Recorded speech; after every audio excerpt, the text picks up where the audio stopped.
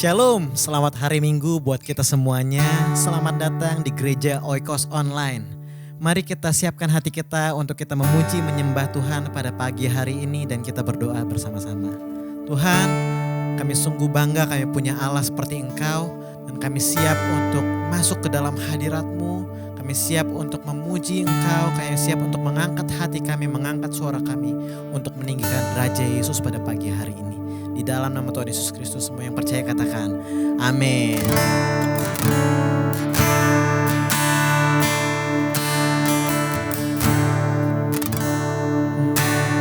Kini saatnya berdiri di altarnya, sebab Allah Maha Kudus hadir di sini. Amin. Mari memuji,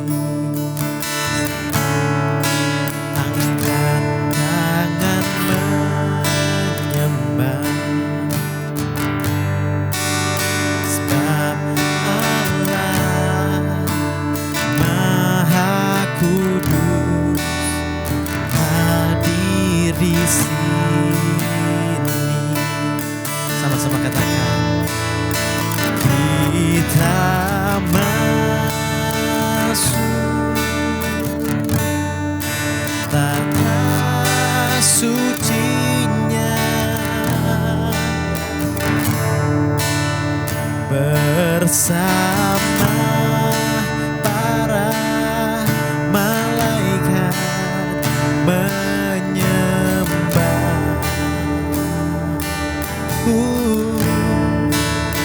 Mari puji Yesusku.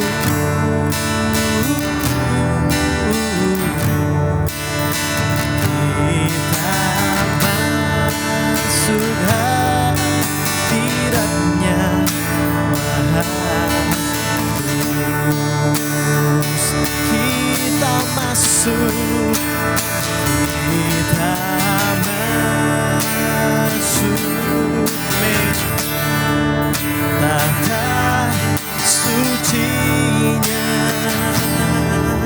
Oh, bersama para malaikat menyembah. Katakan mari puji, mari puji oh Yesusku.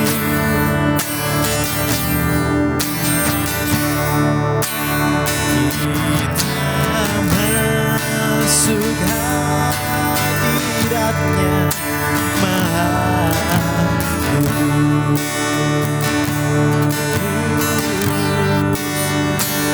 Kita masuk hadiratnya, kita masuk hadiratnya, kita masuk hadiratnya Maha Kudus.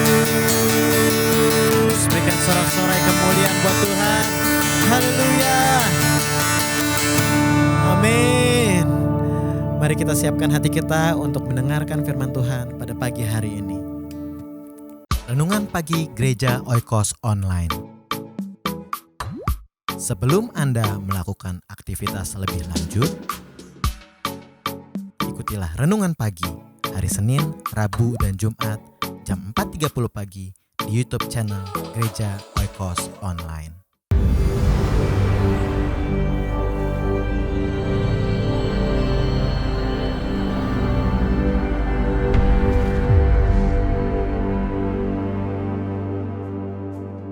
Shalom saudara-saudara, selamat kita bertemu kembali dalam kasih Tuhan Yesus Kristus. Baiklah, kita akan mendengarkan firman Tuhan. Beberapa hari yang lalu saudara sudah merayakan hari raya atau hari jadinya Kartini, khususnya para kaum wanita. Ibu Kartini adalah seorang wanita pencetus dari emansipasi wanita di Indonesia, dan oleh karena perjuangan Ibu Kartini, sehingga ada banyak kaum wanita-wanita yang setara dengan pria dalam pekerjaan, dalam bisnis, ataupun juga dalam kedudukan di pemerintahan, ya, sehingga wanita tidak dikatakan kelas di bawah pria tapi setara.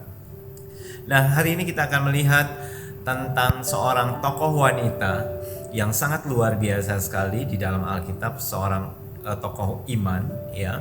Dan kalau saudara perhatikan di dalam Alkitab, memang wanita pada zaman dahulu, zamannya Perjanjian Lama ataupun Perjanjian Baru, wanita boleh dikatakan tidak diutamakan, tapi bukan berarti tidak ada harganya, bukan, ya. Kebiasaan zaman dahulu itu pria lebih didahulukan, ya, pria lebih didahulukan.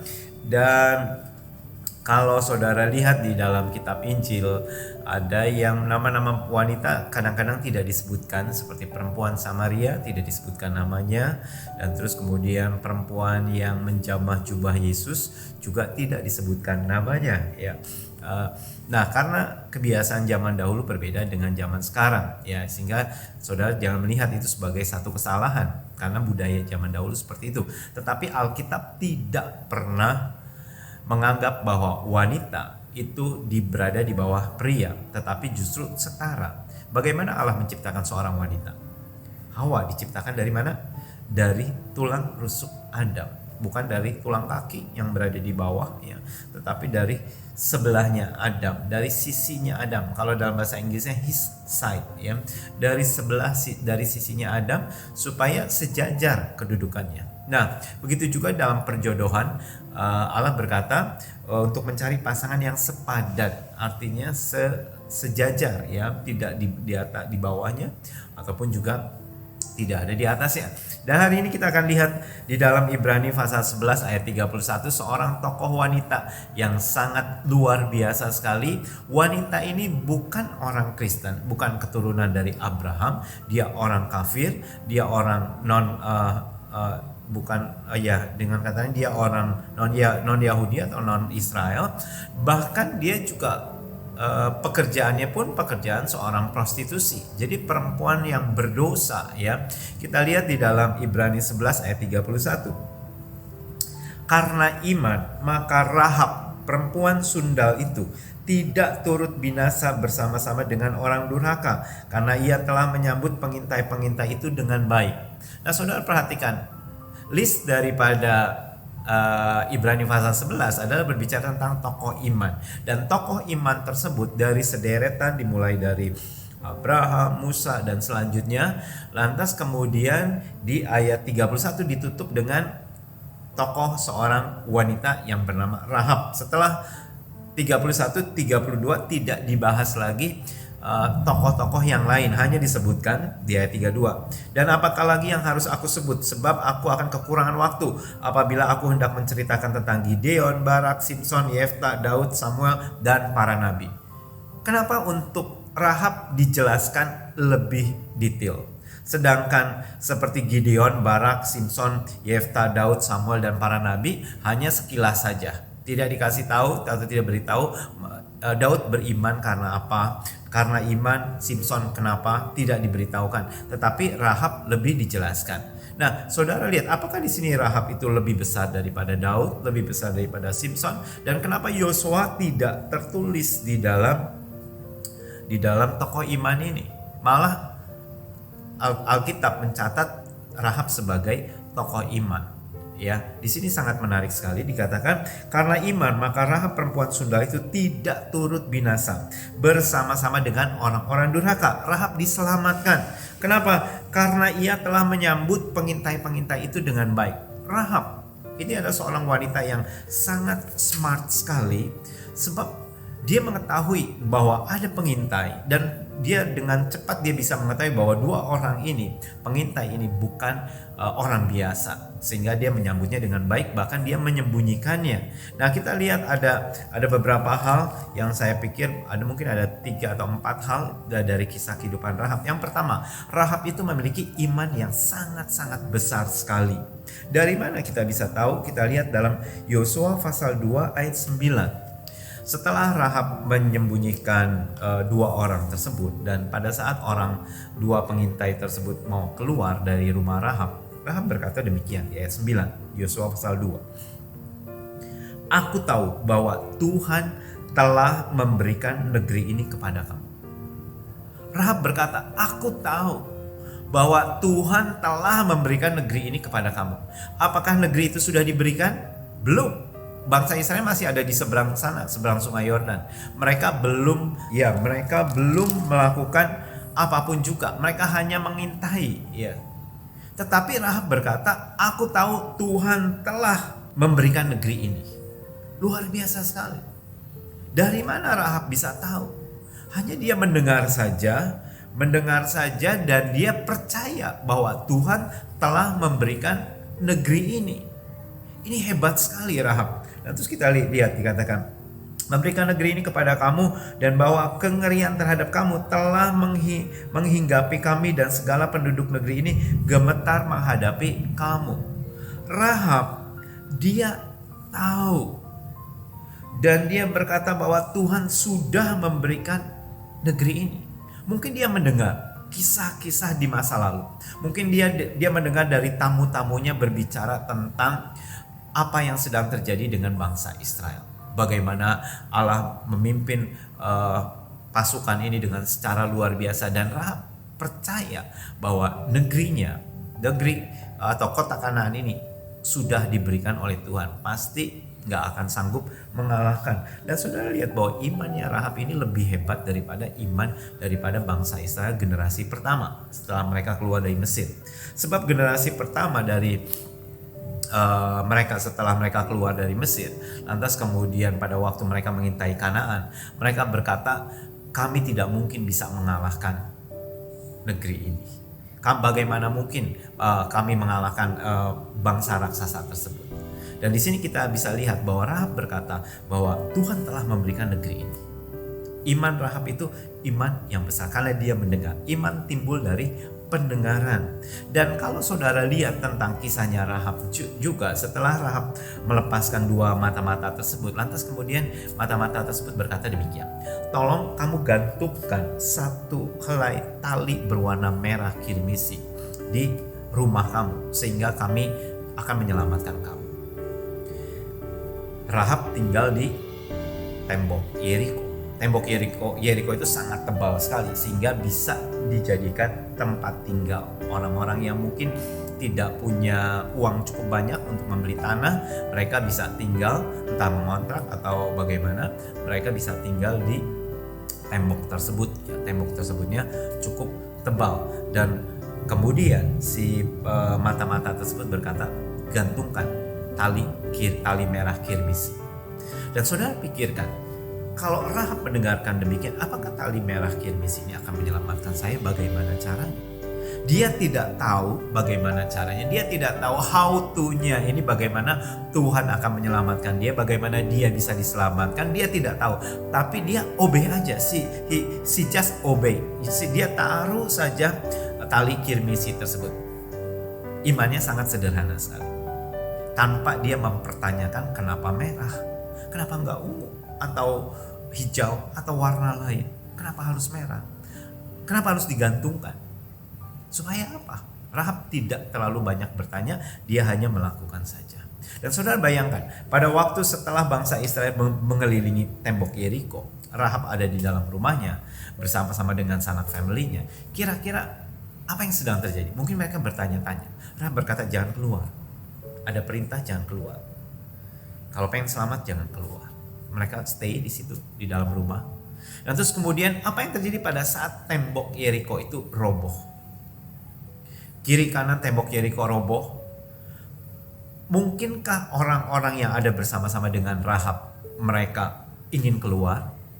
Dan mungkin bertanya kepada Rahab, masa kita harus tinggal terus di sini menantikan kematian? Ayo kita keluar, kita selamatkan diri kita masing-masing. Sangat memungkinkan.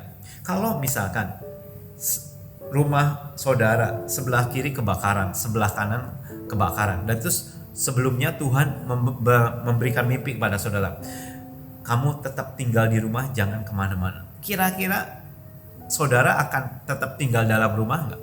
Sebelah kiri kebakaran, sebelah kanan kebakaran. Tentunya kalau pasti saya akan keluar. Saya akan ambil surat-surat penting dan terus bawa keluar. Entah caranya gimana, mungkin turun dari tangga kalau saudara tinggal di apartemen ya, atau lantas keluar begitu saja. Sebab kalau enggak kita akan mati konyol. Tetapi Rahab dia tetap stay di situ. Dia dengar tembok Yeriko di ujung sana roboh, runtuh. Kemudian di sebelahnya juga runtuh.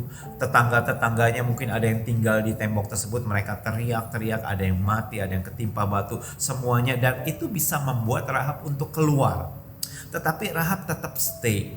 Dia bisa mengontrol emosi, dia bisa mengendalikan dirinya, dia bisa mempercayai perkataan dua mata-mata tersebut. Bagaimana kalau itu salah? Dan ini omongan dari dua mata-mata, bukan Yosua yang menjamin, bukan Musa, yang Musa sudah meninggal, dan bukan orang yang sangat berpengaruh. Tetapi Rahab mempercayai. Oleh karena iman, Rahab tidak binasa. Percaya, iman itu sangat sederhana, sangat simpel. Percaya apa yang dikatakan. Si dua mata-mata ini berkata, gantungkan tali merah kirmis dan kamu jangan keluar. Hanya itu saja. Dan Rahab melakukan tepat seperti yang mereka katakan, dan dia tidak mati binasa. Dia diselamatkan karena iman yang sederhana. Seringkali kita melihat keadaan kiri kanan, kita ingin keluar, kita ingin berontak, kita ingin tinggalkan Tuhan, kita ingin berteriak. Tapi kadang-kadang Tuhan berkata, stay, diam, berdiam diri, nantikan Tuhan, dan Tuhan akan menolong. Amin. Kemudian yang kedua, Rahab ini, dia meskipun dia hanya mendengar saja, dia ternyata beriman kepada Allah Jehovah, Allahnya daripada orang Israel tersebut. Kita lihat di dalam 2 ayat 11. Ketika kami mendengar itu, tawarlah hati kami, jatuhlah semangat setiap orang menghadapi kamu. Sebab Tuhan Allahmu ialah Allah di langit di atas dan di bumi di bawah. Rahab mengatakan Allahmu itu Allah di langit di atas dan juga di bumi. Dengan kata lain, Allahmu itu adalah penguasa alam semesta, penguasa langit dan bumi.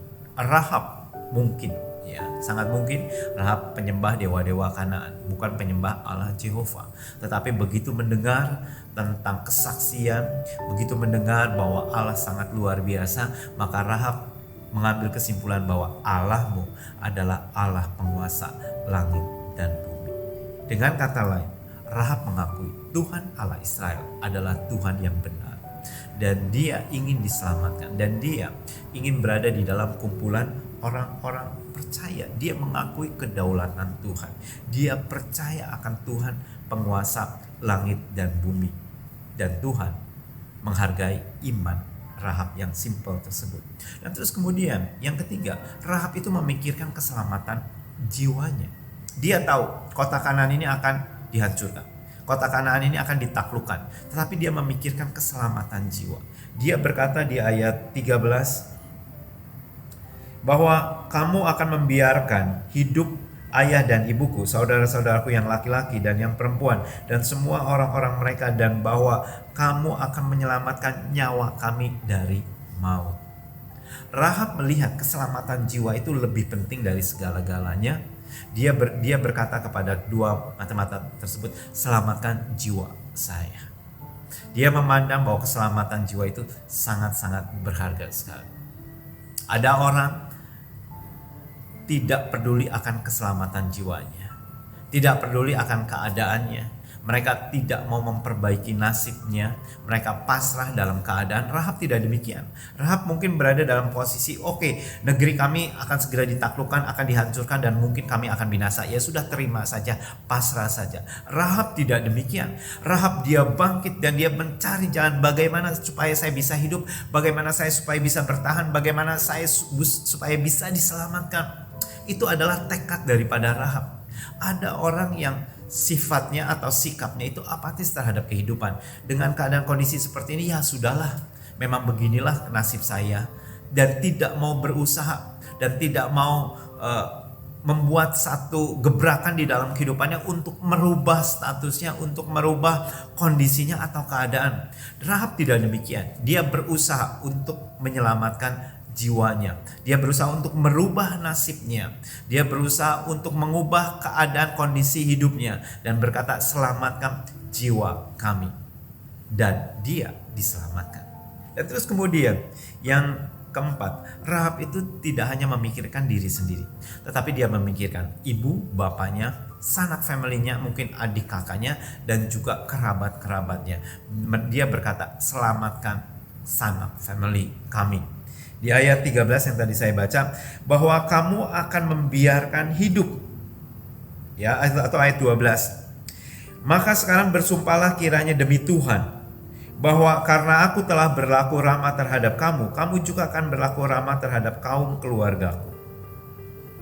Berikanlah kepadaku suatu tanda yang dapat dipercayai, bahwa kamu akan membiarkan hidup ayah dan ibuku, saudara-saudaraku yang laki-laki dan yang perempuan, dan semua orang-orang mereka, dan bahwa kamu akan menyelamatkan nyawa kami dari maut. Rahab tidak egois. Dia tahu dia akan diselamatkan dan dia ingin orang lain diselamatkan.